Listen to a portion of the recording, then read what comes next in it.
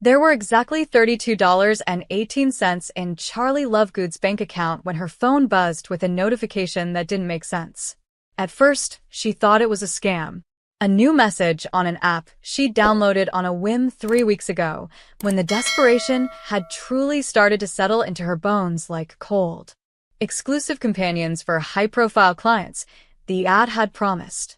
And maybe it was the word exclusive, or maybe it was the $1,000 sign-up bonus she never received, but Charlie had assumed it was all fake. Until now. $50,000. One night. No sex.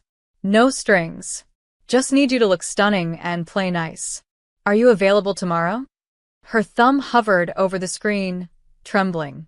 Surely there had to be a catch. But the message came from a verified profile. The user's name was encrypted, but the account had been created years ago, and the payment verification was legitimate. $50,000.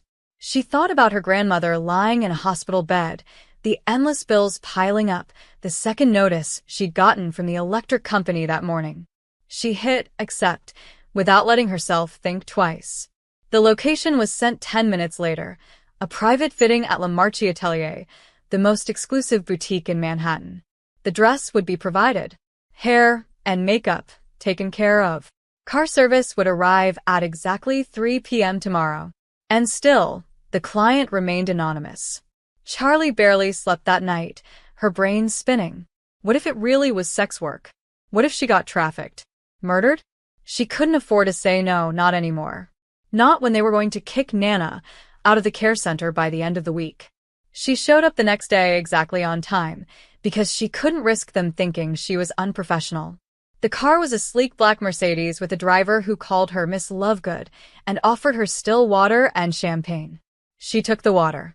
The boutique was quiet, dimly lit, with white orchids in tall glass vases and attendants who didn't look surprised to see her. They treated her like someone who belonged there. Like she was someone. She'd never worn anything like the dress they chose for her. It was emerald green, cut to cling in all the right places, with a back so low she felt the air kiss her spine. Her hair was styled into soft waves, her lips painted a dark plum. When she looked in the mirror, she almost didn't recognize herself. That's when the client walked in. Sophia Juanes. Charlie had seen her face 100 times before, on tabloids, magazine covers, viral videos of her laughing too loud at clubs in Ibiza. The billionaire heiress to the Juanes Hotel's fortune. Famous for breaking hearts, skipping out on charity galas, and throwing wine at her ex-girlfriends. And she was even more beautiful in person. Sophia was wearing a tailored cream suit, heels that clicked on the marble, and a diamond ear cuff shaped like a serpent. Her dark eyes locked on Charlie, and something in them flickered. Approval, maybe. Or something hotter. "You'll do," Sophia said, casually, like she was picking out a handbag. "Spin for me." Charlie turned, too stunned to argue.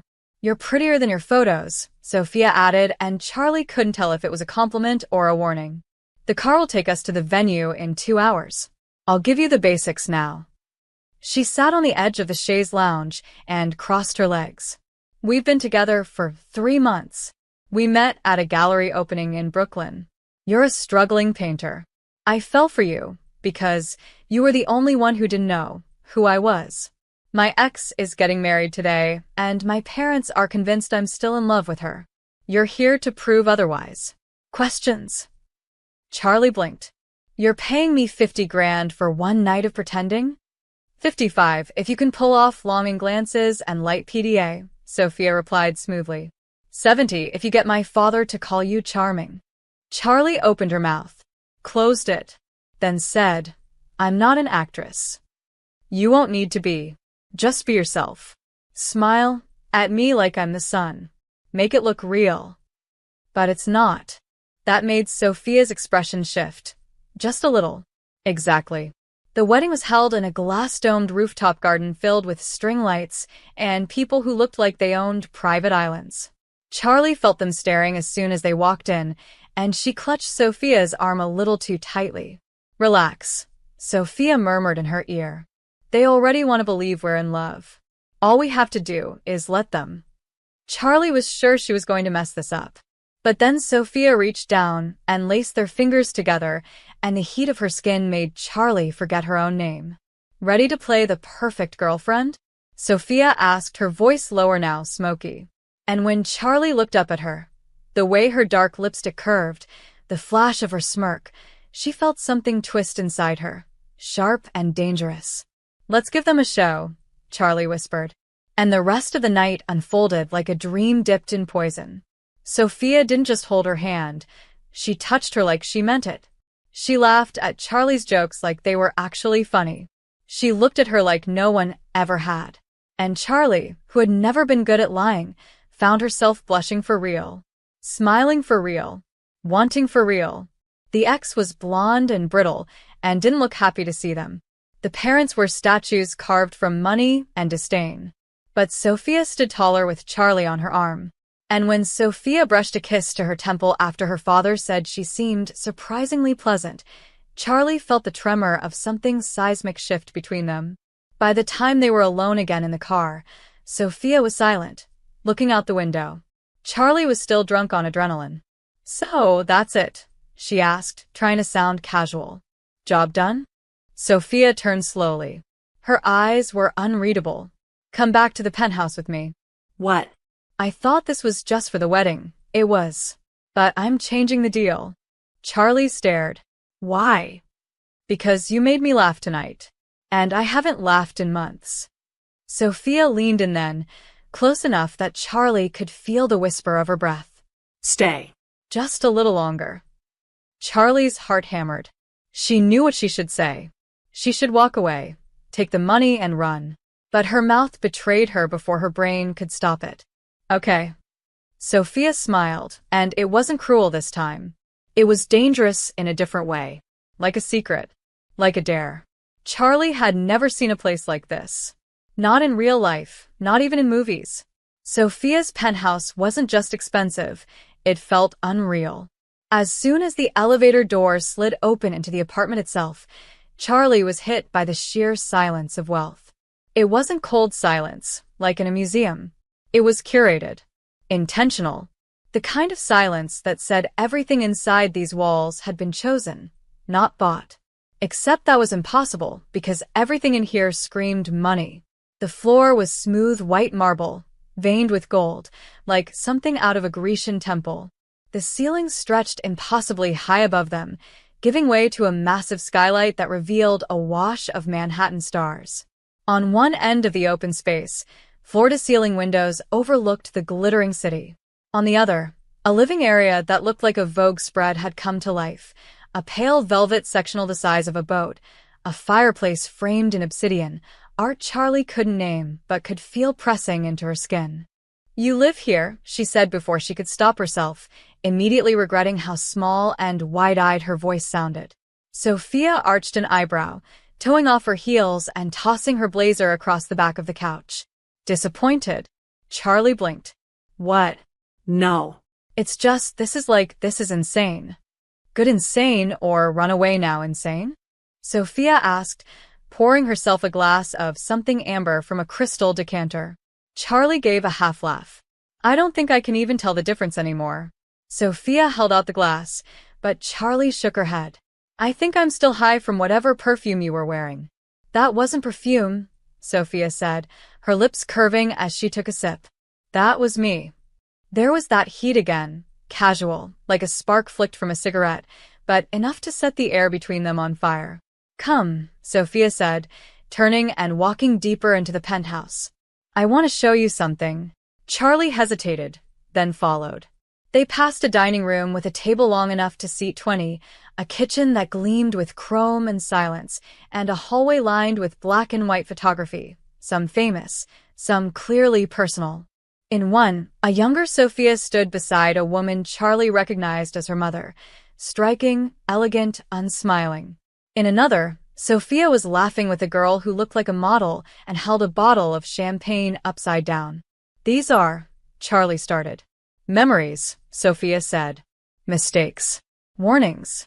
She stopped in front of a door at the end of the hall and opened it with a quiet push. The room beyond was bathed in warm light.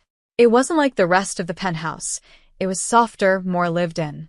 Walls lined with books. A record player in the corner. A massive window seat scattered with pillows. "This is my favorite room," Sophia said simply. "Where I come when I want to forget I'm a Juanes." Charlie stepped in slowly, taking it in. "It feels different, like it belongs to someone else." "It does," Sophia said. "Or it used to." "Who were you before all this?" Charlie asked before she could stop herself. Sophia didn't answer right away. She walked to the window, one hand resting on the glass. "Someone who believed in things. In people.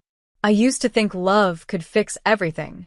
She turned, and for the first time, there was no shield in her expression. Just rawness. "It doesn't. It ruins you." Charlie's heart thudded. "Is that why you brought me tonight? To prove you're over your ex?" "Partly," Sophia said. "But also to remind myself I can still feel something, even if I have to fake it." "You didn't fake all of it," Charlie said quietly. "Not the way you looked at me. Not the way you laughed." That earned her a pause. Then, Sophia crossed the room in 3 slow steps, stopping inches away. "You're not like the others," she said, voice barely a whisper. "You were trying to impress anyone tonight. You didn't even try to impress me." "Maybe because I didn't think I could," Charlie replied, pulse jumping. "You were too much. Too beautiful. Too everything. And yet here you are." Sophia reached up and tucked a strand of Charlie's hair behind her ear. Her fingers grazed skin, and Charlie forgot how to breathe. Still pretending? Charlie didn't know. The line between what was fake and what wasn't had already started to dissolve hours ago. "I don't know how to pretend like this," she said, her voice small. "I'm not good at it." "Good," Sophia murmured. "Then don't." The silence stretched again.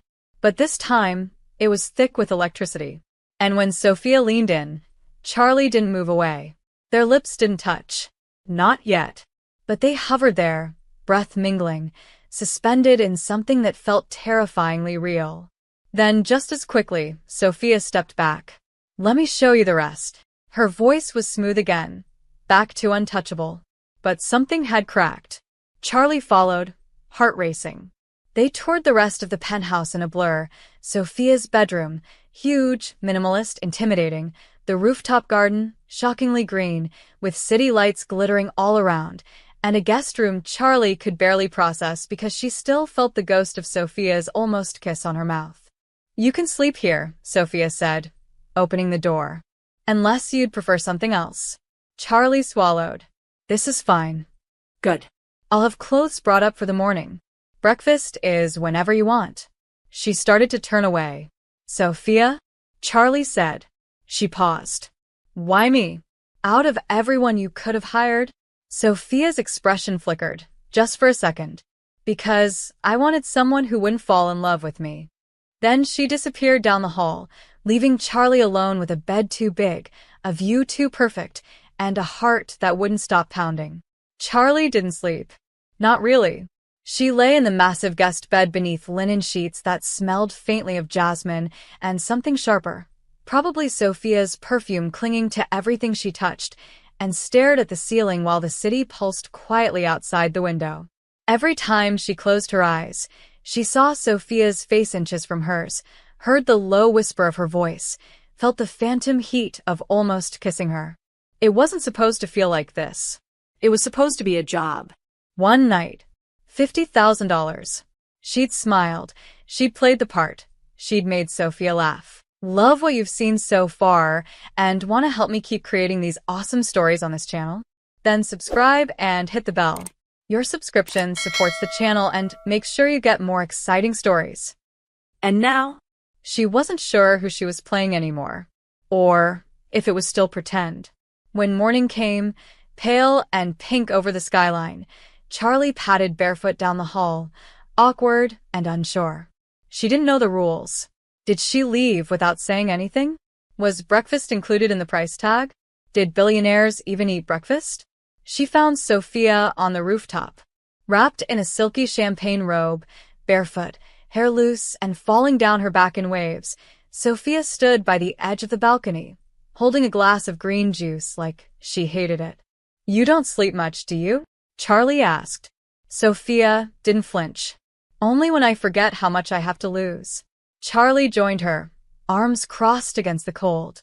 The rooftop garden was blooming in bursts of impossible color: roses, jasmine, lavender, all thriving in a world far too high above the dirt.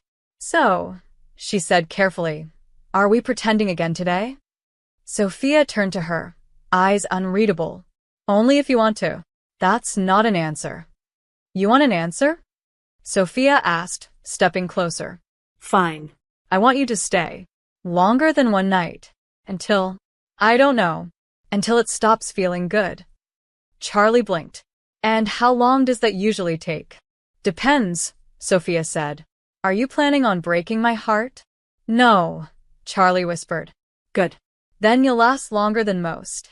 Sophia reached out and brushed a strand of hair off Charlie's face like it meant nothing. Like it didn't send electricity down her spine. "Stay the weekend," she said. "Let's see what else you're good at pretending." Charlie could have said no. She should have. But she didn't. Instead, she nodded, and Sophia's mouth curved into a slow, satisfied smile. The next 3 days felt like a dream Charlie wasn't sure she'd ever wake up from. Sophia was nothing like she'd expected.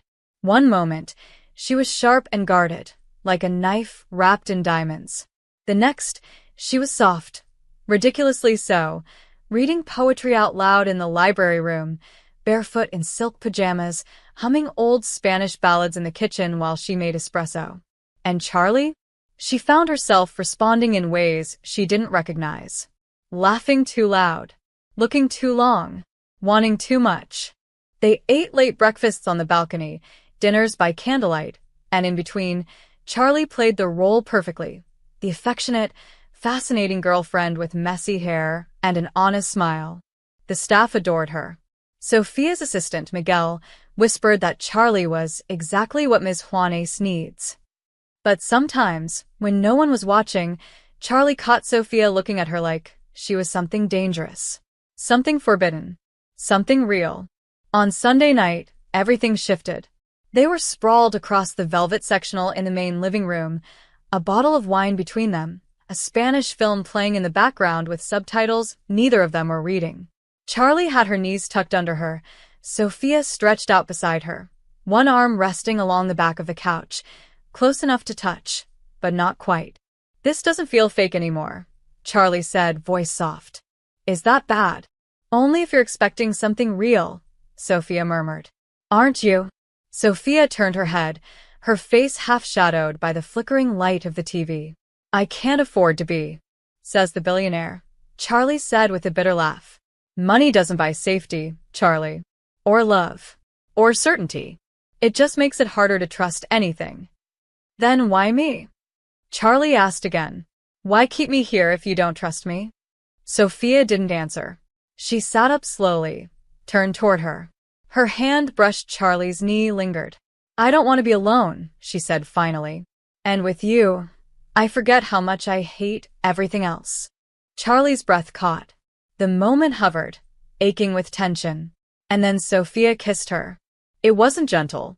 It wasn't soft. It was hungry, like something she'd been holding back all week finally snapped.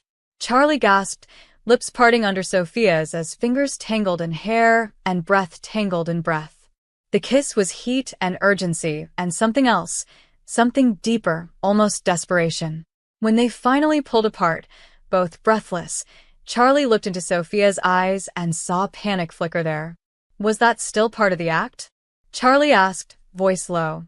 Sophia didn't answer. She stood abruptly. "I have a meeting early," she said. "You can stay as long as you want." And then she was gone. Charlie sat there, heart pounding, lips swollen, every part of her screaming with want and confusion.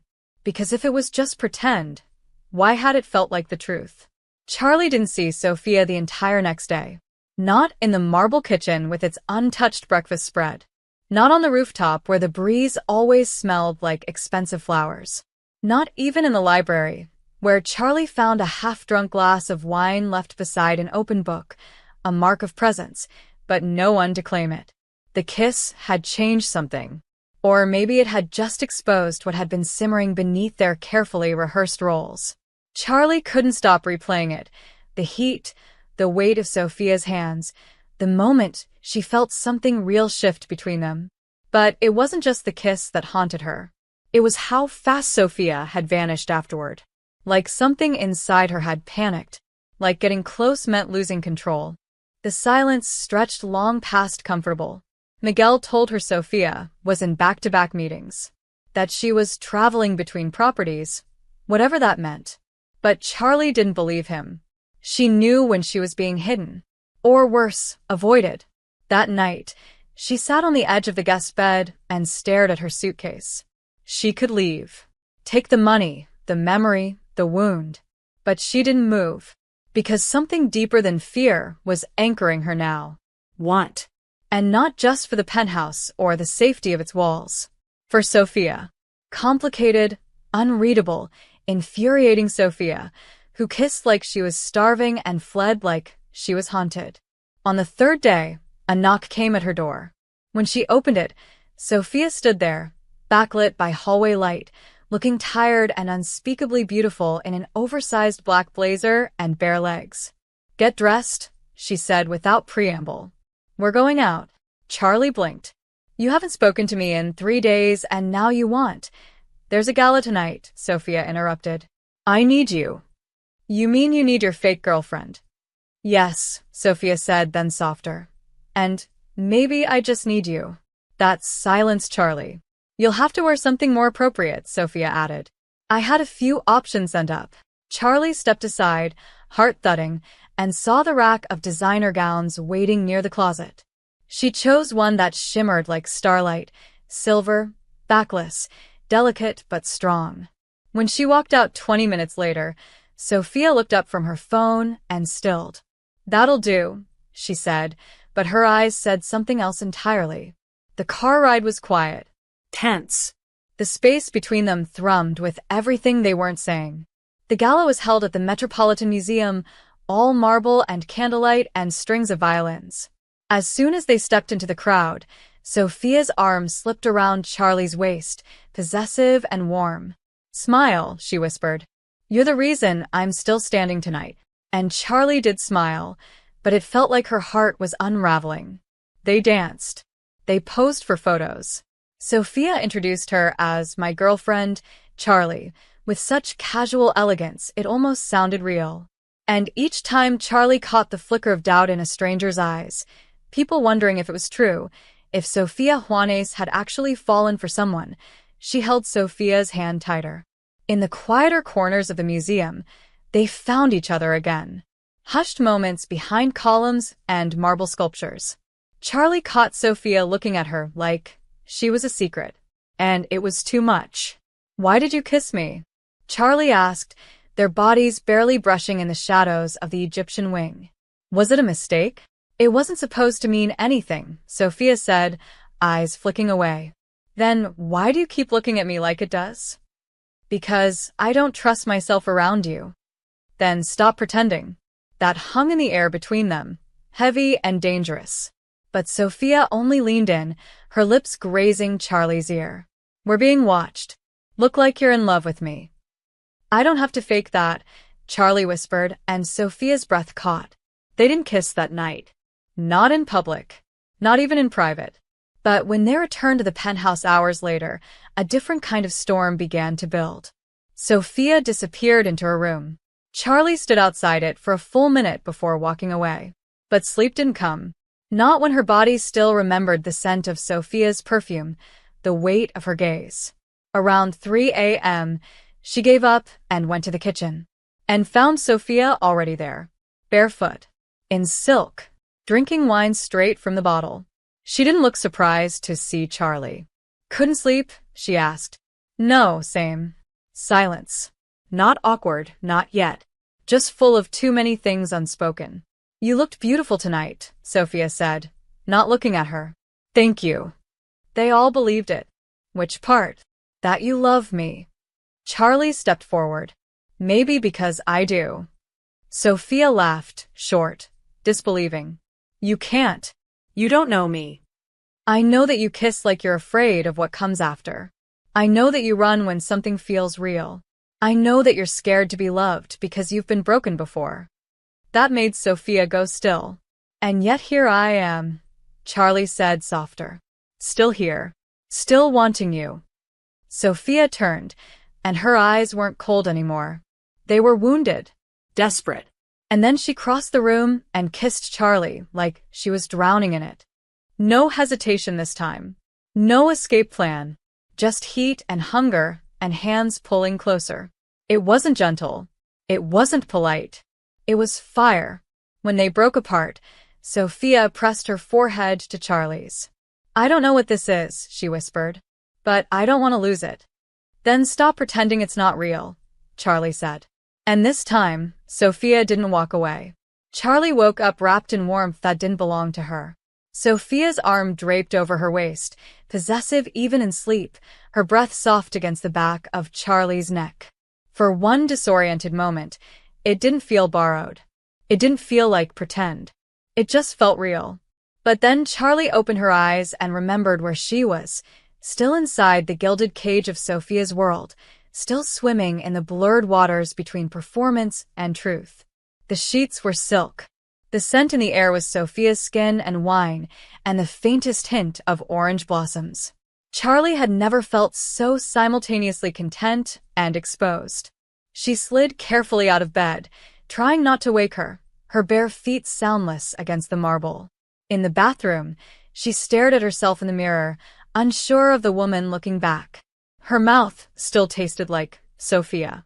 Her heart still raced like a thief who'd just stolen something priceless. She wasn't supposed to fall for her client. That had been the only rule. And yet here she was, head first in something she couldn't name, heart tied to someone who only let her close when the world was asleep. When she returned to the bedroom, Sophia was awake, eyes dark against the sunlight pouring through the windows. You left, she said, voice husky. I was coming back. Were you? Charlie paused. Do you want me to? Sophia's eyes didn't waver.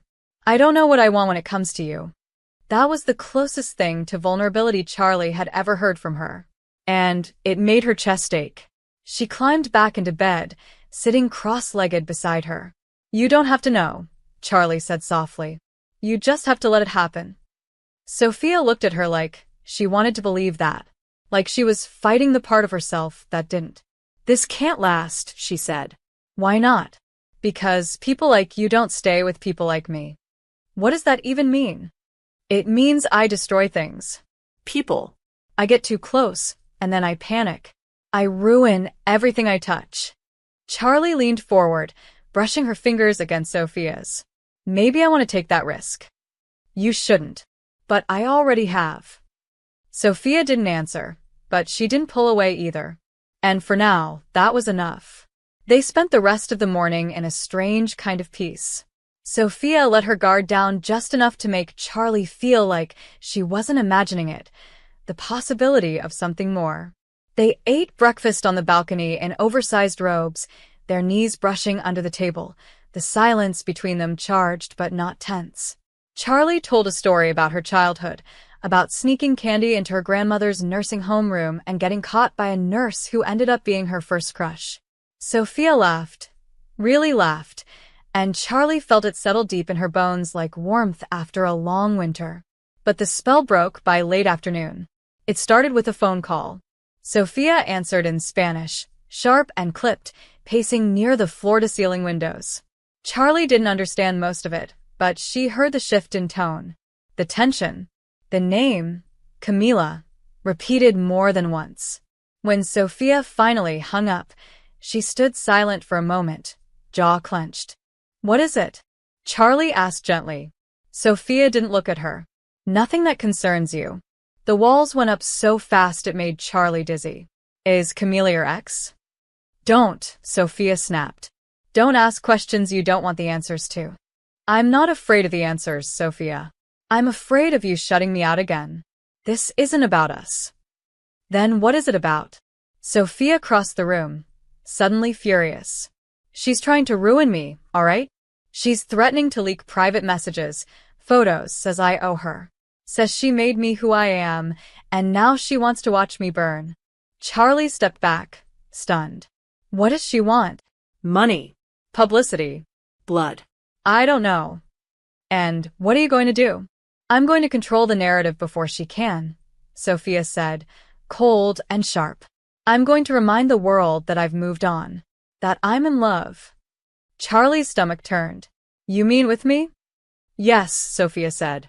If this is going to work, we need to go public. Full interview. Photo spread. Everything. Sophia, we can spin it in our favor. You'll get more money. You'll be famous for 5 minutes. I'll get her off my back.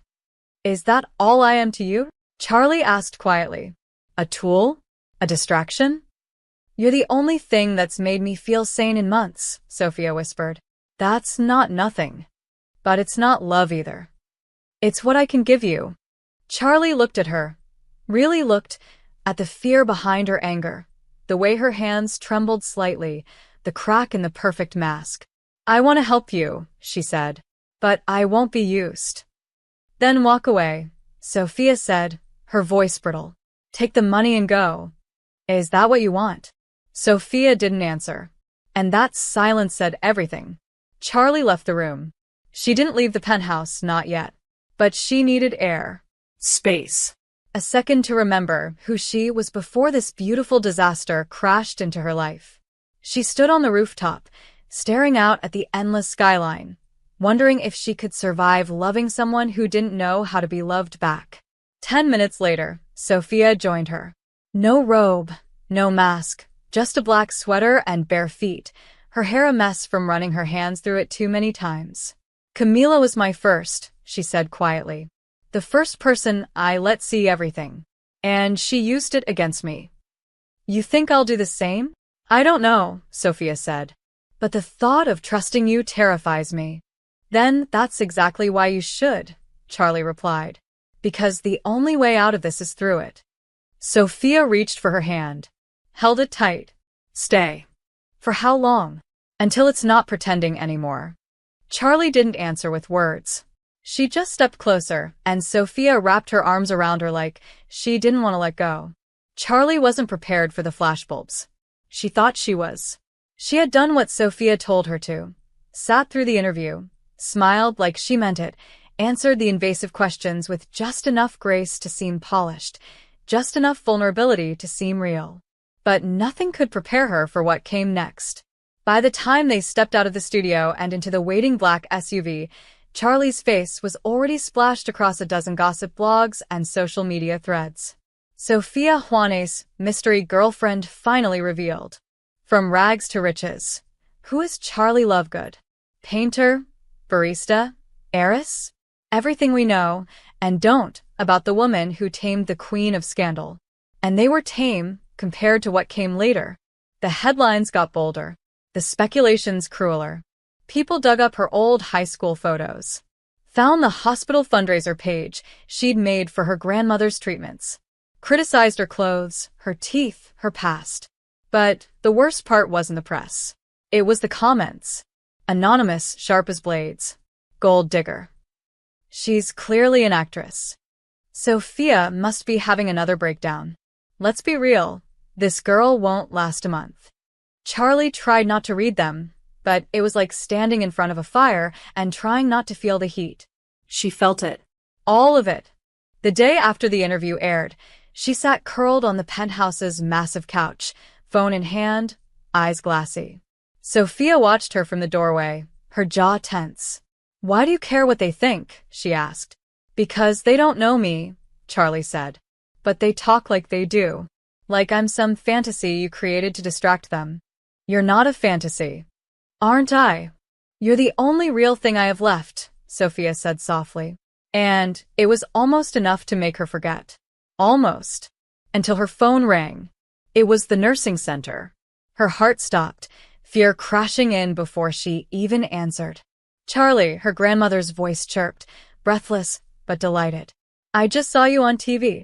Charlie blinked. Wait, what? That girl you're dating, that is Sophia Juanes? My stars, Charlie. She's stunning. Why didn't you tell me you were seeing someone? Nana. And the way she looked at you. Oh, honey, I know love when I see it. You glowed. Charlie felt something in her chest crack open. She hadn't told her grandmother the truth, hadn't said anything about the arrangement, the money, the contract. But hearing her voice full of joy, full of belief, did hurt. And it healed. She makes me nervous, Charlie admitted. That's how you know it's real, Nana said with a laugh. Now. When do I get to meet her? Charlie hesitated. She's complicated.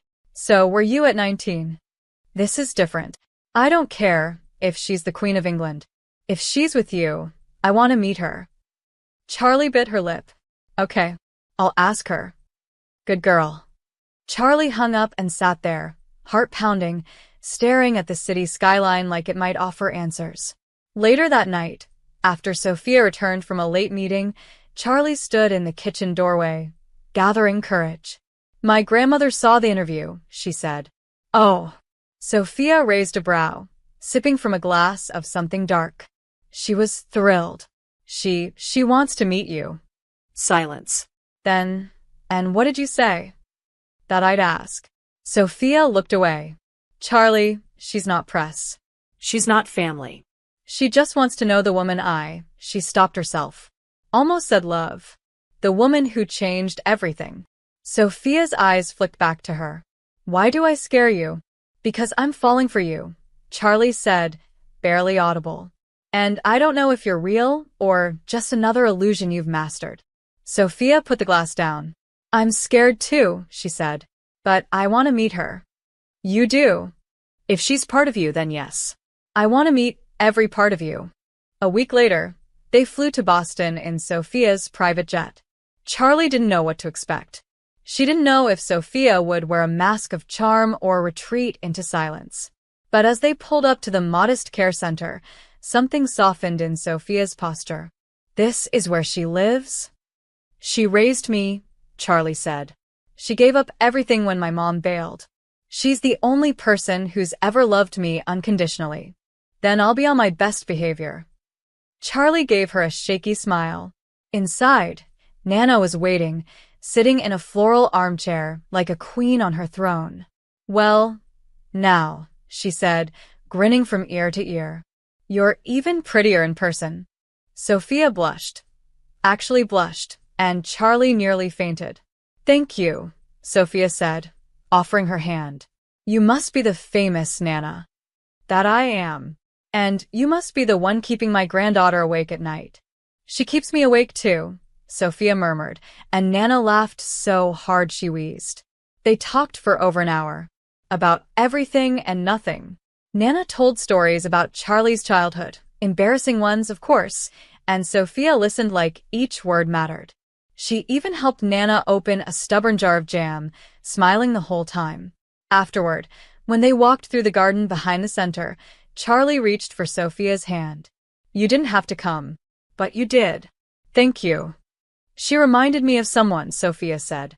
Someone I used to be. You were never that soft. No. But I wanted to be. Charlie squeezed her hand. You still can. They didn't kiss. Not there, not then. But something passed between them stronger than any kiss. A promise. A beginning. That night, after they returned to New York, Charlie curled into Sophia's arms on the rooftop couch and whispered, She believes this is real. Is it? Sophia asked. Charlie didn't answer. But she didn't let go either. The first time Charlie saw Camila, she didn't know who she was. Not at first. It happened 2 days after they returned from Boston. Charlie was on her way back to the penthouse after running a quick errand. Some little boutique Sophia liked in the West Village had called about a forgotten pair of sunglasses, and as she stepped out of the elevator into the polished, private lobby, a woman was already waiting near the glass doors. Tall, effortlessly stylish, with a sleek black coat and oversized sunglasses pushed into her hair. She looked like someone Charlie should recognize, and part of her brain itched with familiarity. The woman turned, smiled like a razor blade, and said, You're exactly what I expected. Charlie's stomach tightened. Do I know you? Not yet. But I know you. You're the new arm candy. Her voice was silky, her accent faint, and her confidence unsettling. "Sorry, I have somewhere to be," Charlie muttered, trying to pass. But the woman stepped in front of her, blocking the sensor for the penthouse elevator. "She does this, you know. Collects girls.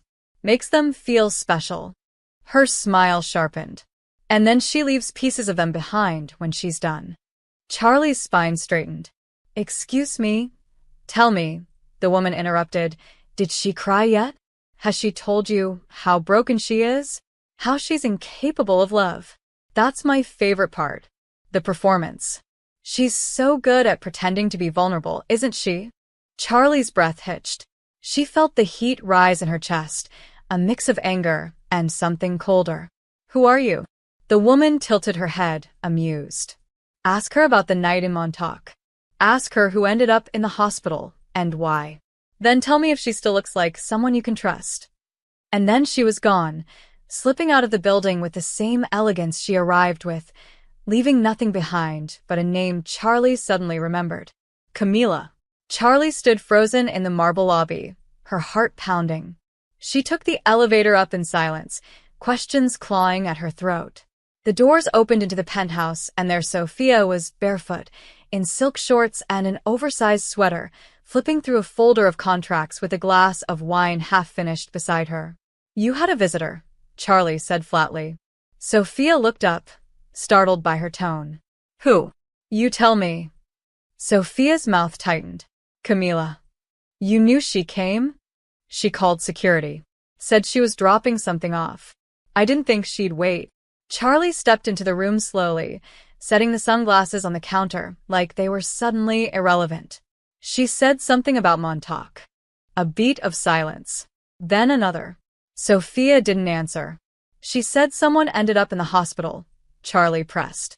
"That there's more you haven't told me." "There's always more," Sophia whispered. "Why don't you start with the truth this time?" Sophia exhaled slowly. Her eyes, normally sharp and unreadable, looked hollow. "I met Camila 3 years ago. She was electric. Dangerous. Beautiful in the way lightning is beautiful, right before it destroys everything."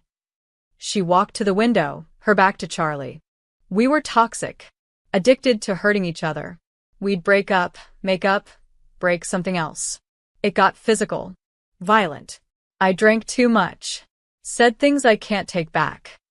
"Montauk?" Charlie asked. Sophia turned. "She pushed me.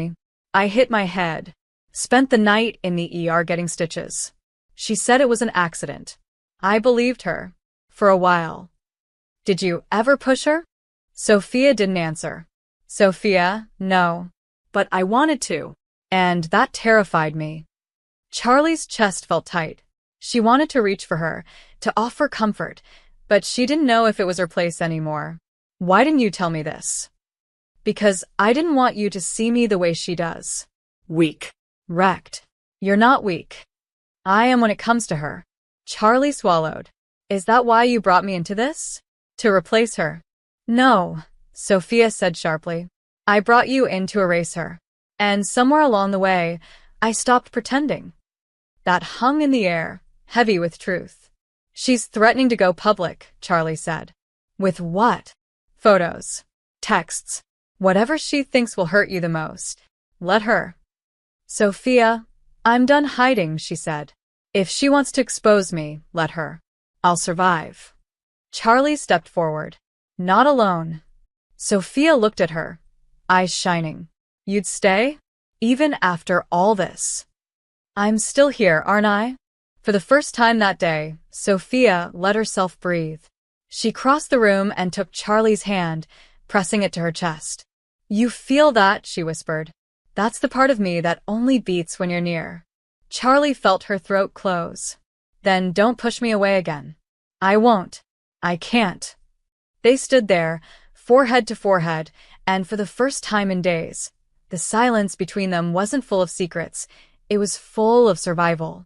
But the peace didn't last long. That night, Camila posted a photo. It was old, blurry, but damning. Sophia on her knees in a hotel hallway, mascara streaked, face hidden in her hands. The caption read, "This is the woman you're all romanticizing." Ask her who she becomes behind closed doors. It went viral in under an hour. Sophia's PR team called nonstop. Her father left 5 voicemails. Her mother sent a one-line text, "Fix this." Immediately, Sophia didn't react. She just stared at the screen like she was watching someone else's life burn. Charlie reached for her. "You're not that woman anymore." "No," Sophia whispered. "But everyone will think I am." "Then show them who you are now." "And who's that?" Charlie's voice didn't waver. "Someone worth loving." Sophia looked at her like she was seeing light for the first time. "What if they don't believe me?" "Then we stop pretending," Charlie said. "And we tell the truth." Sophia blinked. "The truth? That this isn't fake anymore. That you make me crazy and scared and furious, but you also make me feel like I'm alive for the first time." "That's not what we agreed on." "No," Charlie said, stepping closer. "It's what we became." Sophia kissed her like a promise, rough and reverent all at once. When they pulled apart, Sophia was shaking, but her eyes were steady. "Then let's burn together." The studio was quiet in that unnatural way that always comes before a storm. Bright lights hovered overhead, soft but surgical. A pair of microphones waited on the table between the chairs, one already catching the slight tremor in Sophia's breath. The camera crew moved quietly, efficiently, like they'd done this 100 times, which, Charlie realized, they probably had. For them, this was just another high-profile interview. But for her and Sophia, it felt like the edge of a cliff. And no one knew whether the fall would end in ruin or flight. Sophia looked radiant, but not in the curated, untouchable way she usually did in public. Her hair was down, natural waves brushing her collarbone. No jewelry, no armor. Just a cream-colored blouse and tailored black pants. Simpler, human, vulnerable. Charlie sat beside her, the studio chair colder than she expected, her hands clasped tightly in her lap. She hadn't spoken much on the ride over. Neither had Sophia. It wasn't silence out of tension. It was concentration, survival. Then the producer gave the signal. The host, a poised woman in her 40s with a practiced smile, leaned forward. "We're live in 3, 2, 1. The red light blinked on. Charlie took a breath. Sophia's hand brushed against hers. And the interview began. "Thank you both for being here," the host said smoothly. "Sophia, I want to start by acknowledging the last few weeks. There's been a lot of noise." Sophia's lips curved slightly, but not into a smile. "That's one word for it. We've seen the headlines, the accusations, the photos. Your ex-partner has made some serious claims. Why come forward now?" Sophia didn't flinch. "Because I'm done letting other people tell my story for me." The host nodded. "And Charlie, you're new to the public eye. How has this attention impacted you?" Charlie hesitated. "It's been overwhelming. I didn't expect it. But I'm here because I believe in the truth. Not just about Sophia, but about what we're building together." "Let's talk about that. This relationship. How did it start?" Charlie and Sophia exchanged a glance. It was brief, but full of weight. This was the part where they had to decide how much to reveal. Sophia inhaled. "We met through unconventional means." "A dating app?" the host asked. Sophia laughed, the sound brittle. "Not exactly. I hired her." The host blinked. "You hired her?" Yes. "At first, it was a one-night arrangement. I needed someone to attend a wedding with me, pretend to be my girlfriend. That was all it was supposed to be." "And now?" Sophia looked at Charlie. "Now it's not pretend anymore." Charlie's heart twisted. The host leaned in, her interest piqued. "When did it stop being pretend?" "Somewhere between the lies," Charlie said softly. "Somewhere in the moments that weren't planned. There have been allegations about your past, Sophia." "Camila's photo was real," Sophia interrupted. "But so is this. I'm not proud of the person I was with her. I was drowning in grief and guilt. I let someone control me because I didn't know who I was without the chaos. That relationship nearly destroyed me. And when it ended, I told myself I wouldn't let anyone close enough to hurt me again. Until Charlie." Sophia nodded. She didn't ask for anything. She didn't expect anything. She saw me. Not the name. Not the scandal. Just me. Charlie looked at her, throat tight. The host gave them a beat, then turned to Charlie.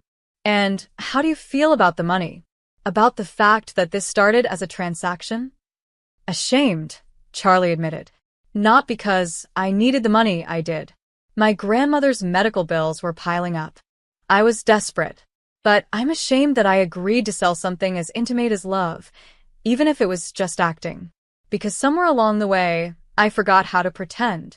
And now I don't know how to turn it off. Do you love her? The host asked gently. Charlie's chest felt like it would explode. Yes. The word came out like truth. Like fire. Like release. Sophia's fingers curled around hers. And you, Sophia?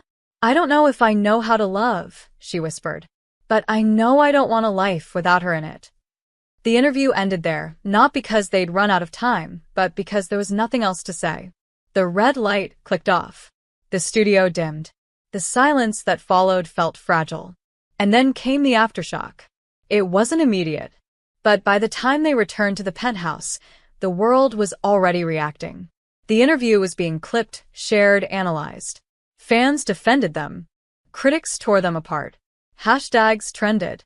Hashtag fake or forever, hashtag Charlie and Sophia, hashtag truth hurts but so does love. But the real blow came the next morning.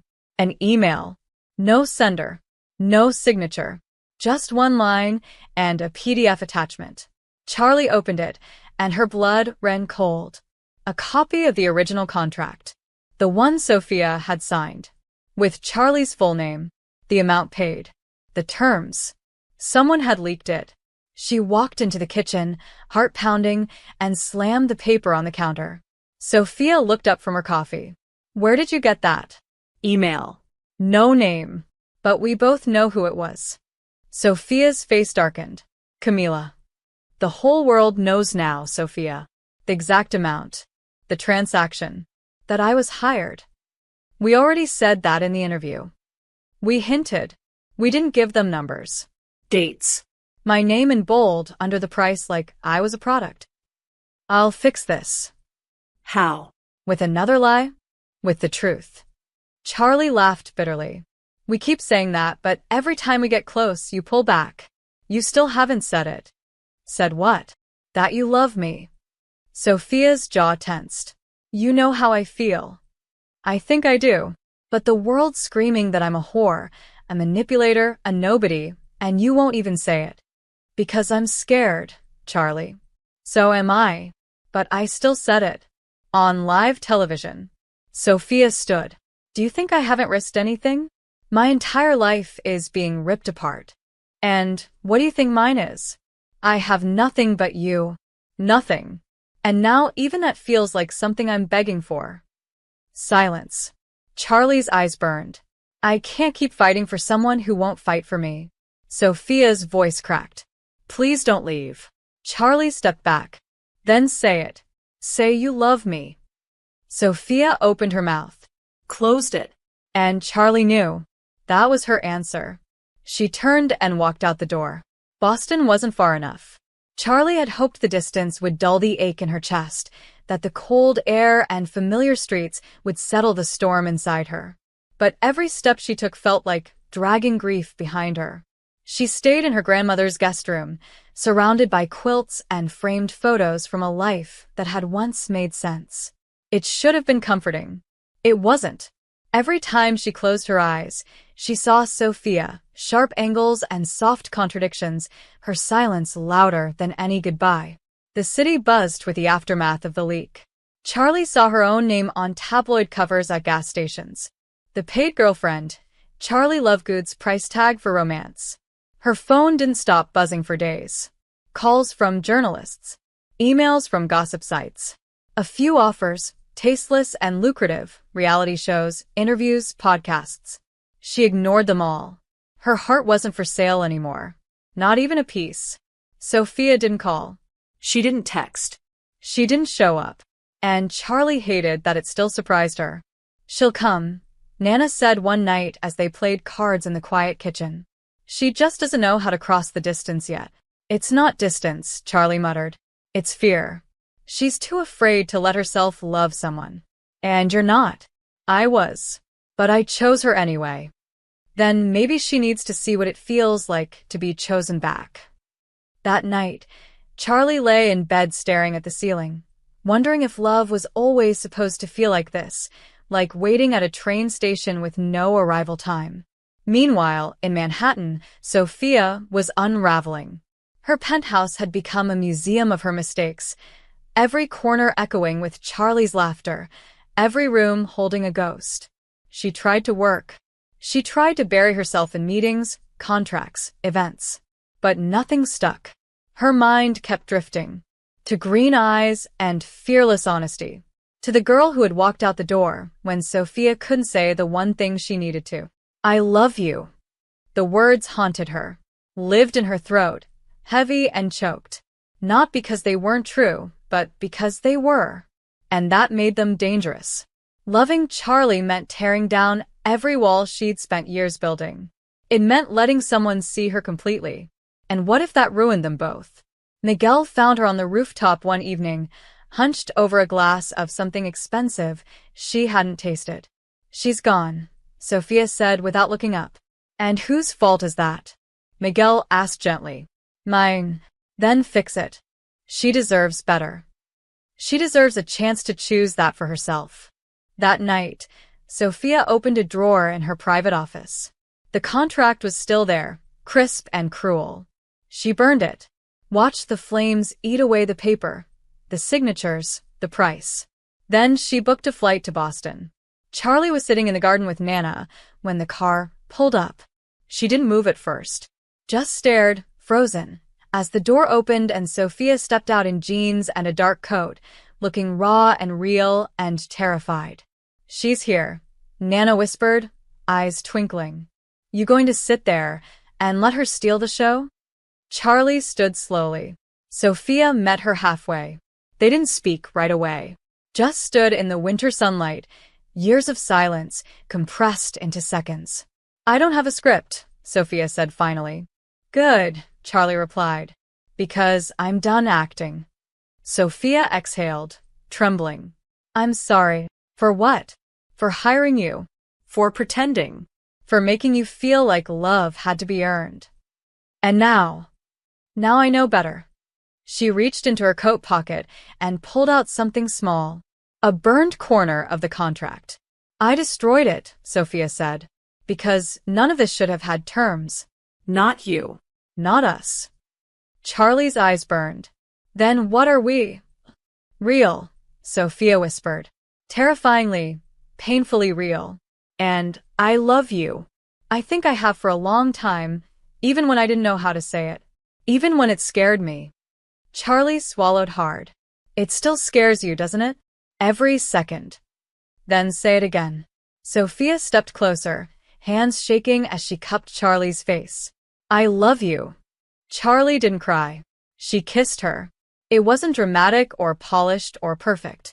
It was messy and real and full of everything they'd survived to get here. Behind them, Nana clapped softly. Told you she'd come. That night, Sophia stayed. They lay curled in the narrow guest bed like two halves of something finally whole, Sophia's breath warm against Charlie's collarbone. I was wrong, Sophia murmured in the dark. About love. About me. About you. You weren't wrong, Charlie whispered. You were just scared. So was I. Are you still? Yes. But I think love is worth being afraid of. Sophia smiled against her skin. Then let's be afraid together. In the quiet that followed, Charlie finally let herself believe it. Not the fantasy. Not the performance. But the fragile, flawed, breathtaking truth of what they were becoming. Being loved by Sophia Juanes felt like walking into a room filled with sun after living underground. Charlie could feel it in the little things, the way Sophia laced their fingers together without thinking, how she leaned in to whisper things only Charlie was meant to hear, how she kissed her with quiet reverence like every second was a gift. No more pretending. No more contracts. Only them. And yet, as much as things had changed, the world outside hadn't. Not really. The media hadn't stopped spinning. The contract leak had faded somewhat, replaced by speculation about their reconciliation, but people still talked, still doubted, still dissected every glance, every touch. Sophia didn't care. Or at least she acted like she didn't. Let them think what they want, she said as they returned to New York. They've never known the truth before. Why start now? But Charlie did care. Not about the judgment, but about the way Sophia carried the weight of it like she was used to it. Like she believed it was part of the price of being herself. For a while they stayed hidden. The penthouse became a sanctuary again. They made pancakes at midnight. Watched movies in bed. Sophia tried to paint and gave up halfway through, laughing at how terrible it looked. It's abstract, Charlie said, grinning. It's trash, Sophia replied, smearing blue paint on Charlie's cheek and tackling her to the floor. They made love slowly that night. No more lines between what was real and what had once been performance. Just breath, warmth, surrender. It was the kind of intimacy Charlie had never believed she'd have with someone like Sophia. But then came the knock. Miguel. Quiet. Serious. We have a problem, he said, handing Sophia an iPad. A big one. Charlie watched as Sophia's smile faded, her eyes scanning the article on the screen. What is it? My father, Sophia said slowly. He's under investigation. Fraud. Embezzlement. Something to do with offshore accounts and shell companies under the Juanes Group umbrella. Charlie's stomach dropped. Are you involved? No, Sophia said instantly. I cut ties with the board last year. But the press doesn't care about facts. My last name is enough. Were they saying that I benefited from stolen funds? That I used charity money to fund my lifestyle? That I've been laundering money through the art auctions we hosted last spring? Jesus, Sophia, it's not true. None of it. Miguel cleared his throat. We have two options. Stay quiet, let the storm pass, which is unlikely. Or we go on the offensive. Press conference. Full transparency. But that means opening up your financials. Personal records. Maybe even subpoenaing family. My mother will never agree, Sophia muttered. She'll bury this in NDAs and blood money before she lets her name get dragged through it. And if you do nothing? Charlie asked. I lose everything, Sophia said. And so do you. Because they'll come for us both. The next few days were chaos. Lawyers. Statements. Phone calls that ended in shouting. Sophia became a fortress, sharp, unyielding. Charlie watched the walls go up again and wondered how much of herself Sophia would lose in the fight. You don't have to protect them, Charlie said one night as Sophia paced the living room. Your father, your mother, they wouldn't protect you. It's not about them, Sophia snapped. It's about the name, the legacy. Screw the legacy, Charlie said. What about your legacy? What about building something real instead of clinging to a name that's only brought you pain? Sophia stopped. Her eyes burned. You think I haven't thought about walking away? Then why haven't you? Because I don't know who I am without the fire, Charlie. I've never been loved for who I am, only for what I represent. You're the only person who's ever seen me and stayed. Charlie stepped forward. Then let this be your legacy. Fighting back. Telling the truth. Starting over. With you. If you'll have me. Sophia pulled her into a kiss that tasted like desperation and promise. The next day, she made her decision. Press. Transparency. No more hiding. The conference was scheduled for that Friday. They stood behind a podium in a sea of flashing cameras, Charlie's hand resting lightly against Sophia's back. Sophia spoke with clarity and steel. I have nothing to hide, she said. My name might be Juanes, but I do not inherit guilt. I inherit responsibility. And today I choose to take it. The room fell silent. And then the questions came like bullets. Are you financially tied to your father's companies? Did you launder charity money? Is your girlfriend involved? Charlie's jaw clenched, but she stood her ground. Ask me anything, she said. I'm not ashamed of how this started. But I am proud of what we've become. Later that night, the headlines were brutal. Sophia Juanes, Heiress or hypocrite? Love, lies, and laundering from fake girlfriend to fall girl? But not all of them were cruel. Some were beginning to shift. Juane's heiress fights back Sophia and Charlie face the fire. Together, real love or real courage? Maybe both. Back in the penthouse, Charlie curled up beside Sophia, exhausted. Do you regret it? Sophia shook her head. No. I'd rather stand in the fire with you than hide in a palace alone. Charlie smiled, tears in her eyes. You're getting good at the romantic stuff. I have a very persistent teacher. What now? Now we survive, Sophia said. And then we rebuild. The letter arrived in a black envelope. No stamp, no return address.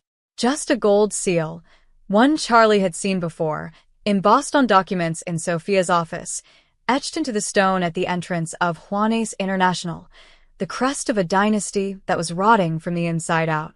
Sophia found it waiting on her desk when they returned from another day with lawyers. She stared at it for a full minute before breaking the seal. Charlie watched her face shift as she read, each line carving deeper into her until her hands started to tremble. What is it? Charlie asked, rising from the couch.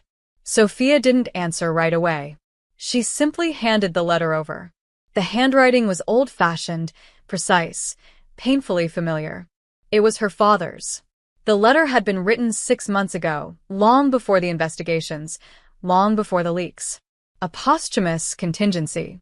A final weapon. In it, he confessed to the fraud, detailed the shell companies, the bribes, the falsified reports. And then came the twist. He named Sophia as sole heir and executor of his underground holdings, transferring ownership of properties and accounts she hadn't even known existed. Illegal properties. Accounts that were now under scrutiny. It was all there in black and white. He'd set her up. He knew, Sophia whispered, voice flat. He knew he was going down. So he put the noose around my neck, knowing it would strangle me when he was gone. Charlie's throat tightened. Can this be used against you? It already has. Sophia handed her the second sheet, an official notice. The Department of Justice had launched a deeper investigation. The assets were being frozen. She was under formal review. But he confessed, Charlie said. He named himself responsible, and then dumped it all on me so I'd burn with him. You didn't sign anything. It doesn't matter. I inherited guilt the moment I was born into his name. Charlie took a step forward, heart pounding. You can fight this. At what cost? Sophia snapped, then closed her eyes. I'm sorry. I don't know what to do. Every door I open leads to another trap. Charlie was silent for a moment. Then she asked carefully, what are your lawyers saying? Sophia hesitated. There's a way out. A strategy. Tell me. If I distance myself completely from everything Juanes, including the assets, the properties, the people, I might survive the fallout. I'd have to issue a public statement renouncing my inheritance, step down from every board, sell what's left of my shares. Okay, Charlie said. Then do it. There's more. Sophia's eyes finally met hers and Charlie saw it. The fear. They want me to take a plea. Not for guilt, for negligence. Claim I didn't know what was going on, but admit I failed to intervene. It'll protect me legally. But it means taking responsibility in the court of public opinion. The scandal will stick. I'll never outrun it. But you'll be free, Charlie said. No more chains. No more lies. You'd finally be yours. Sophia turned away, walked to the window like she couldn't stand the weight of her own thoughts. There's one last thing. What? The plea comes with a condition. I can't be involved in anything that could be seen as a conflict of interest for the next 3 years. Like what? Like romantic partnerships that originated through financial agreements, especially ones tied to publicity or media gain. The words hit like ice. Charlie's stomach dropped. You mean us? Sophia nodded. They're saying I have to end it. Publicly. To protect the narrative. That's insane. We're not a contract anymore. But we were. That's all they care about. The optics. Charlie stood very still. So, what are you saying? I'm saying, I have to choose. My freedom. Or you. Silence. The kind that steals the air from a room. What if we went quiet? Charlie offered. No more interviews. No more appearances. Just us. It won't matter. My name is fire. And anyone near me gets burned. Let them try. I'd still stand beside you. Sophia's voice cracked. But I couldn't survive watching you suffer because of me. You've already lost so much. Don't make decisions for me. I'm trying to protect you. And I'm trying to love you. Charlie stepped forward, tears brimming. Don't shut me out again. Please. Sophia looked like she wanted to collapse. Instead, she whispered, give me until morning. That night, they lay in bed like strangers who used to be lovers. Sophia faced the window. Charlie stared at the ceiling. Neither of them slept. By dawn, Sophia was gone. Charlie found a letter on the kitchen counter. No envelope. Just a single page. I choose you. I always have. But I have to choose myself, too. I'm stepping down from everything. I'm taking the plea. And I'm leaving the city. I'll be in Madrid. I don't know for how long. Maybe just long enough to learn who I am without all of this. I hope you'll forgive me for not asking you to wait. I couldn't bear the answer. Love, S. Charlie dropped the page. The apartment was too quiet. Too big. Too empty. Miguel tried to call. Charlie didn't answer. She booked a flight to Boston and didn't tell anyone. Back in Nana's house, surrounded by soft blankets and the scent of cinnamon, she let herself fall apart. It wasn't supposed to end like this, she whispered. Nana stroked her hair. Then maybe it hasn't ended yet. But the days passed. Then weeks. And Sophia didn't come back. Charlie followed the headlines. Sofia Juanes steps down from family empire. Juanes heiress pleads no contest to financial negligence. From socialite to exile, Sofia Juanes leaves the country. Charlie read them all, even when they hurt. She painted again. Small canvases at first. Nothing good. But it helped. She applied for a job at a local gallery. Helped Nana with appointments. Laughed when she could. Survived when she couldn't. But she never stopped looking at the door, waiting for a knock that didn't come. Charlie never expected the gallery to call her back. She'd walked into the small brick building on Charles Street with her portfolio clutched under one arm, trying not to let her hands shake as she passed canvases that looked so much more polished, so much more intentional than her own. But the curator, a soft-spoken woman named Elise, had studied Charlie's work with a kind of reverence that made her stomach twist. Your pieces, she said, running her fingers just above the brushstrokes, they don't try to impress. They just feel like they're bleeding something honest. Charlie had wanted to laugh. Or cry. Maybe both. Instead, she nodded, said thank you, and left not expecting anything. That was 3 weeks ago. Now, as she stood in the back room of the gallery, watching the assistants hang her paintings for her first ever showcase, she still wasn't sure any of this was real. We'll call it unfinished edges, Elise had said. Because every piece looks like it's still becoming. Still healing. Like someone who hasn't decided what shape she wants to take yet. Charlie had just nodded again, because if she spoke, she might admit how much of herself was hiding in those canvases. The collection was small. 10 pieces. All painted since Sophia left. Some with colors too bright to be safe, others with brushstrokes so violent they tore the paper beneath. But they were honest. Raw. Hers. And people were coming to see them. That night, the gallery opened its doors. Wine was poured. Soft jazz hummed through the speakers. Charlie stood awkwardly near the back, wearing a simple black dress Nana had insisted on buying for her. She had no idea who half the people were, local artists, students, a few collectors. But they stared at her paintings like they meant something. One woman cried quietly in front of After Madrid, a canvas filled with muted reds and long, sharp shadows. This one feels like goodbye, she whispered to no one. Charlie had to step outside for air. The alley behind the gallery was cold and silent, except for the distant sound of traffic. She leaned against the wall, heart racing, trying to slow down, trying not to wonder if Sophia knew, if she'd seen the articles, if she cared. But she didn't have to wonder for long, because a voice spoke behind her, low, familiar, trembling. "It feels like you painted pieces of me." Charlie turned so fast her breath caught in her throat. Sophia stood at the edge of the alley, her coat open, hair tousled, eyes glassy with something between hope and regret. "What are you doing here?" Charlie whispered. "I saw the article." About the gallery. About you. "You came all the way from Madrid for an art show?" "No," Sophia said. "I came for you." Charlie didn't move. "Couldn't. You left." "I know. You didn't ask me to wait, because I didn't think I deserved it." "You still don't," Charlie said, voice shaking. "You left without a fight. You let me think it was over. I thought walking away would protect you. It didn't. It destroyed me," Sophia said, stepping closer. "Every day in Madrid, I tried to forget you. I tried to live for myself, learn who I was without the noise. But everything I found brought me back to you. Your voice, your laugh, the way you believed in me when no one else did. I don't know if I still believe in us." Sophia's lips trembled. "Then let me show you something." Charlie hesitated, then nodded. They walked back into the gallery together, weaving through the crowd like ghosts until they reached the painting at the far wall, one Charlie hadn't given a name.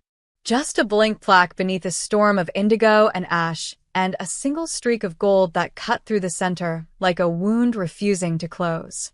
"This one," Sophia said. "It's us, isn't it?" "It was," Charlie replied. "Before." Sophia turned to her. "And now?" "Now it's unfinished." A beat of silence. And then, slowly, carefully, Sophia reached into her coat and pulled something out. A sketch. Folded. Smudged with graphite. "I've been drawing," she said. Badly. "I took a class in Madrid.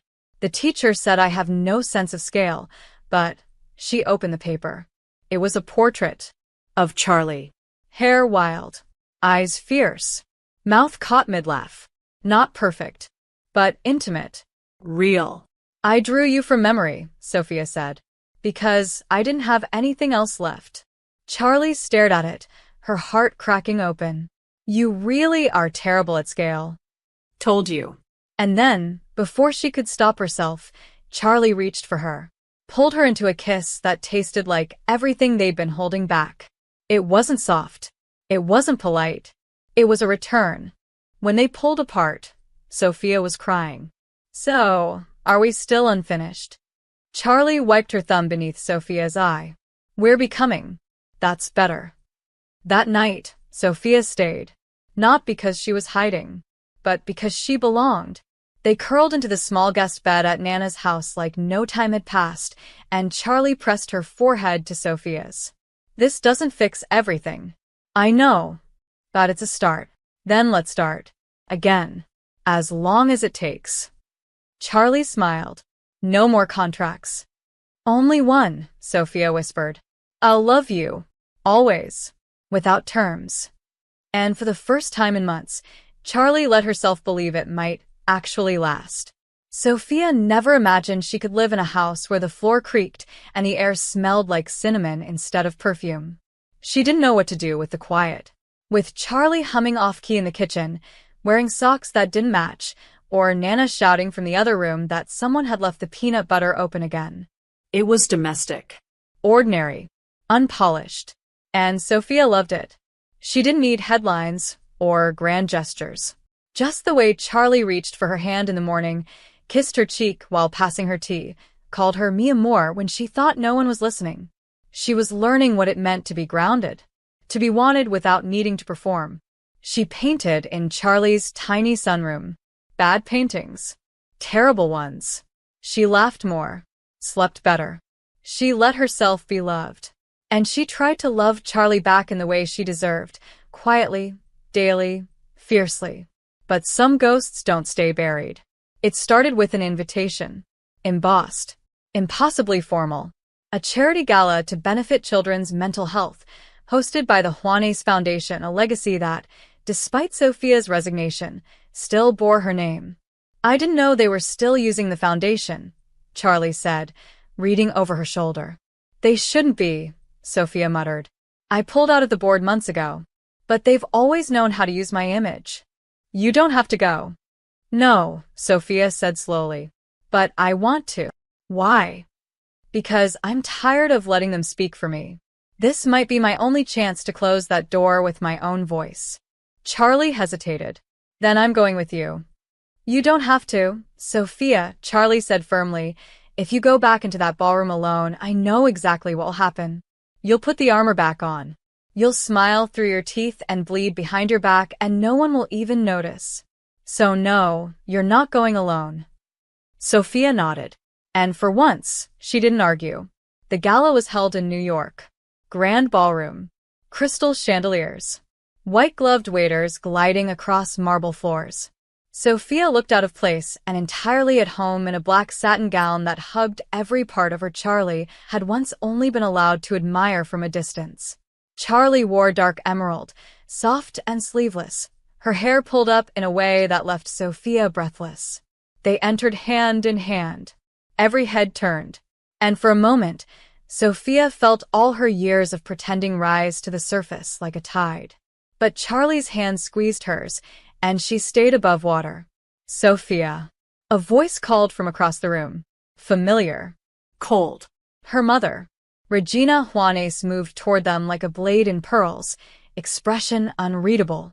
You look well, she said, eyes flicking briefly to Charlie. I am well, Sophia replied. You remember Charlie. Of course.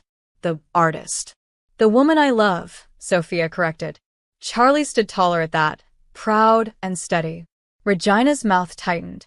You know this event is tied to the family foundation. Your name is still on everything. That makes you visible. Vulnerable. Good, Sophia said. Let them see me. Let them see all of me. I have nothing left to hide. Regina's eyes narrowed. You think love protects you? It doesn't. One wrong move, and the world will turn on you again. Then let it. Sophia turned, not waiting for permission. The rest of the night passed in a blur of flashes and polite nods. Charlie stayed close. They danced once, slowly, in the corner of the ballroom, and it was the only time Sophia felt safe. But the moment shattered when another voice echoed across the hall. Well, well. The fallen princess returns. Camila. Dressed in blood-red silk, glass in hand, smile like poison. Charlie's hand went rigid in Sophia's. I thought you left the country, Sophia said tightly. I came back. For business. For fun. For closure. Her eyes glittered as they dragged over Charlie. She looks different. Stronger. I wonder what she'd say if she knew what you said about her when we were still together. You don't get to do this, Charlie snapped. Not tonight. Oh, darling, I do. Because while you two have been playing house in your little fantasy cottage, I've been cleaning up the mess she left behind. Her lawyers. Her debts. Her silence. You're not her keeper, Charlie hissed. No. But I am the one who knows how deep the rot goes. Camila leaned in, whispering just loud enough. She breaks everything she loves. Don't think you'll be the exception. Sophia stepped between them. Leave. Camila's eyes narrowed. This isn't over. Yes, Sophia said, voice low and deadly. It is. Camila turned, heels clicking like gunfire across the marble. Charlie was still shaking. Sophia pulled her into a side corridor, away from the crowd. I'm sorry, she whispered. I should have known she'd be here. It's not your fault, Charlie said. She's just venom. She's not wrong, though, Sophia said quietly. I have broken people. I've hurt people I loved. And I'm still here. For how long? As long as it takes. Sophia looked at her then like she was seeing something she couldn't name. You're not afraid of me anymore. I never was. I was afraid of losing you. You might still. Charlie stepped closer. Not tonight. That night, back at the hotel, they didn't speak much. Sophia undressed slowly, like shedding a version of herself she'd been forced to wear. Charlie kissed each scar, each breath, each silence. They made love like it meant something, like it was all they had left, like it was enough. And maybe for the first time it was The snow had started to fall again in Boston. Soft, quiet, unannounced. Charlie watched it from the window of the sunroom, paintbrush loose in her fingers, a half-finished canvas drying beside her.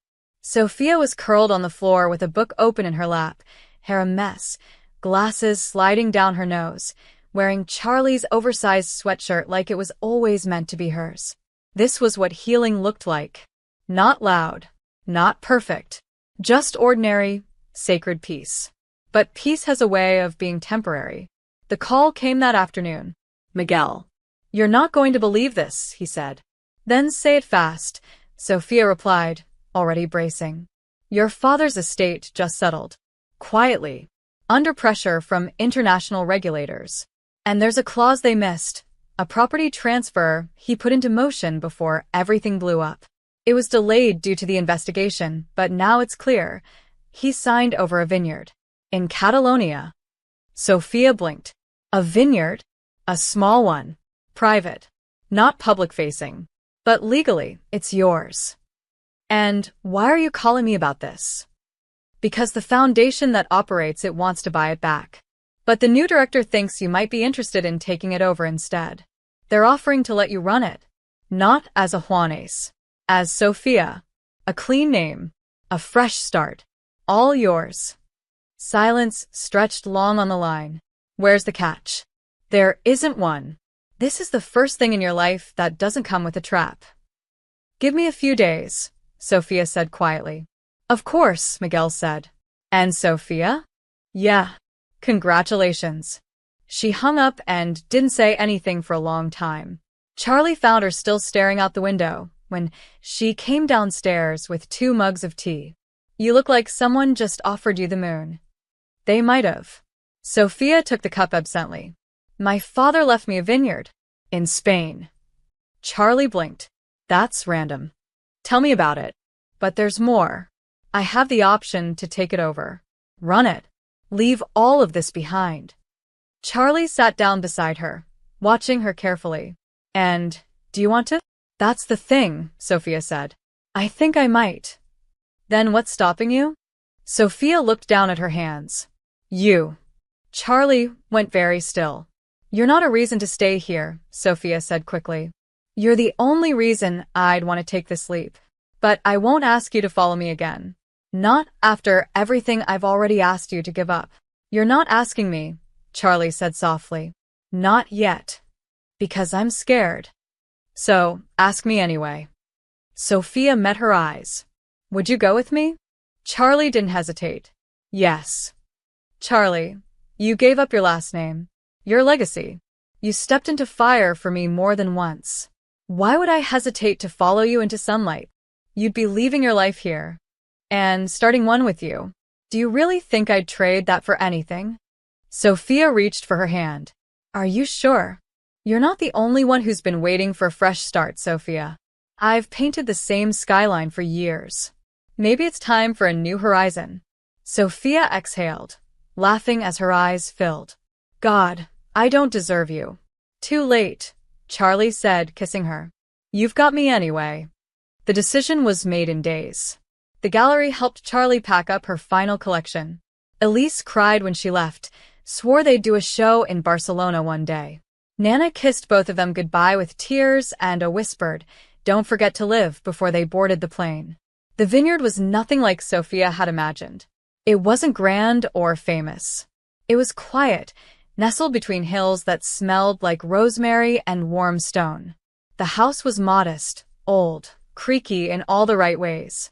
The vines stretched for acres, tangled and sleeping under the winter sun. "It's wild," Charlie whispered, stepping onto the porch. "Like it's been waiting to wake up." Sophia looked at her. "Then let's wake it up." They spent weeks getting settled. Learning. Failing. Laughing. Sophia burned the first 3 loaves of bread she tried to bake. Charlie painted the same olive tree 4 different ways. There was wine. Dirt under their nails. Old vinyl records spinning in the background while they danced barefoot in the kitchen. And then one night, the power went out. A storm. Rain pounding against the windows like it had something to prove. Sophia lit candles. Charlie poured wine. They sat on the floor of the living room, wrapped in a single blanket, the fire crackling low. "This is the life I never thought I'd have," Sophia said. "Not just quiet, free." "Because you earned it," Charlie replied. "You stopped surviving and started living." Sophia turned, searching her face. "I have something for you." She reached into her coat pocket. A small box. Simple. Velvet. Charlie's breath caught. "I know this isn't traditional," Sophia said. "And maybe the timing's insane. But I've been through every version of love. And this is the only one that made me want to stay. To fight. To choose." She opened the box. Inside, 2 simple gold bands. No diamonds. No flash. Just truth. "You said no more contracts," Sophia said. "So this isn't a deal. It's a promise. Come with me. Stay with me. Build something wild and real and messy with me. Not because we have to, but because we want to." Charlie stared at her, tears spilling down her cheeks. "I don't need a perfect proposal," she whispered. "I just need you." Sophia smiled through her own tears. "Is that a yes?" "It's a forever." They kissed as the fire roared behind them, as the wind howled, as the whole world outside seemed to bow for just a moment to the sacred, shattering beauty of 2 women who had lost everything, only to find what mattered most in each other. 1 year later, the vineyard bloomed. It didn't happen all at once. Nature never did anything quickly. But somewhere between the pruning and the waiting and the hope that tasted like risk, the vines began to take shape. Green stretched across rows of weathered wood. Grapes hung low and proud, full of promise. And in the heart of it all, Sophia and Charlie. Their home had become more than a place. It had become a rhythm. Morning coffee on the porch.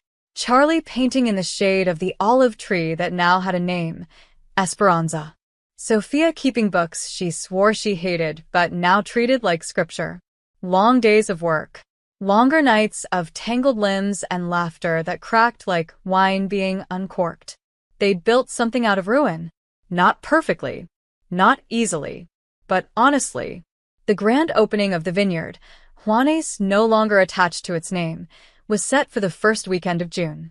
Venus de Luz, Charlie had suggested one night, curled on the floor with a glass of rose and paint in her hair.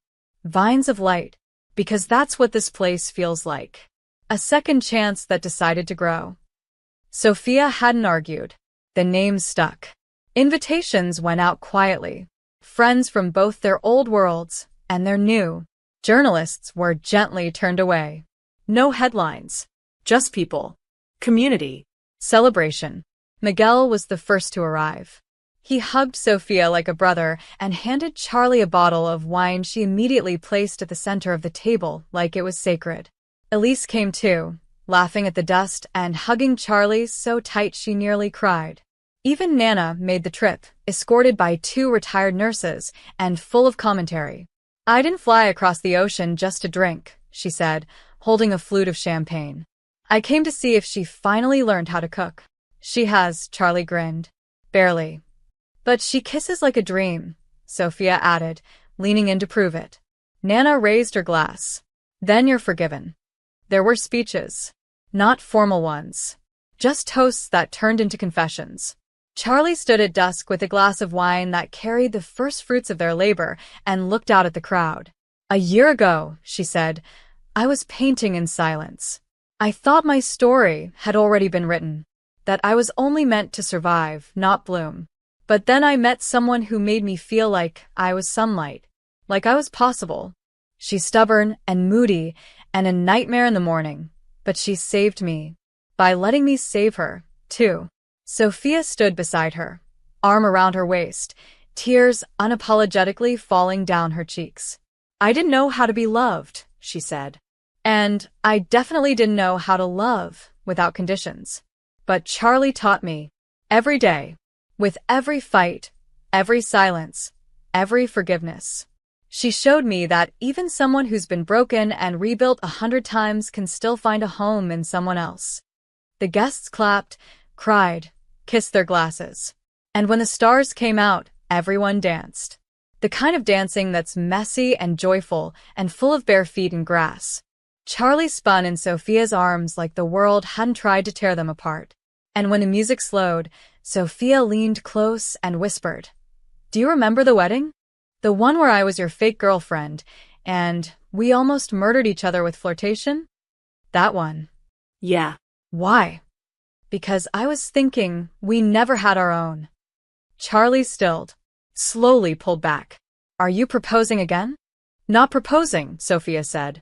"Promising that every day, in every version of this life, I'll choose you. Even when it's hard. Even when it hurts.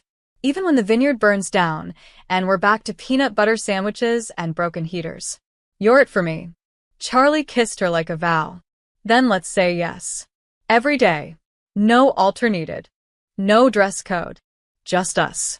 And maybe Nana officiating." "God help us," Sophia muttered, and they both laughed. As the night wore on, the guests thinned, the music slowed, and the stars took over. Charlie stood in the doorway of their house, barefoot and wine-dazed, watching Sophia in the moonlight. "You know," she murmured, "this all started with $50,000 and a fake kiss." "I remember." "You still think it was worth it?" Sophia turned, eyes burning with the kind of softness Charlie once thought she'd never be allowed to see. "You were never for sale. But loving you." She stepped closer. "That's the best deal I've ever made."